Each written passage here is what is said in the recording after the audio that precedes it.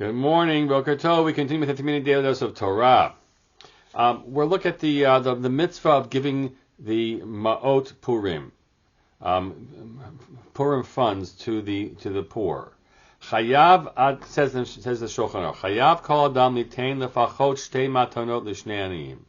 Person should give at least 2 gifts to 2 poor people. And that's a rule that applies both for men and for women. And you can choose to give. It doesn't have to be actual money. It can be something else of worth. For example, food. And that would be acceptable to do as well. So you're supposed to give matanot le'evyonim. And one of the discussions that we have is how people spend a lot of money on such matters. Hold on the other mitzvos. Hold on one second. I'll find this here exactly. I couldn't find it inside. The discussion that people seem to spend a lot of money on giving mishloach manot, and they don't spend enough money on the actual giving of gifts to the poor, which is one of the mitzvot that the Megillah tells you you're supposed to do. So I strongly encourage you to be generous in this way, and we try to make sure that it's distributed on Purim Day. So you might have known that there's an email that went out from the shul with a bunch of links, and you can also help contribute to on Purim Day itself, and we'll make sure that it's going to get at shul, and we'll try to make sure that it gets sent to some tzedakos. The other important teaching is this: Ein midaktakim b'ma'ot Purim. You even if you are some otherwise suspicious at certain times of people who come to ask for some assistance, and you say, what's their story? Is their story real?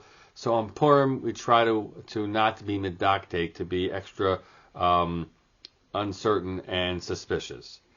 Ela kol mi sheposhet yado litol notnim lo. Whoever extends their hand, you just give to them. And if places where they have the practice to do this both for Jew and Gentile, you do. You don't check people's tzitzis, you don't check people's Jewish credentials, you just give. It's about learning to be a generous person and sharing the love with other people. That doesn't mean if you do have suspicions about someone, right, that you have to give them a boatload of money.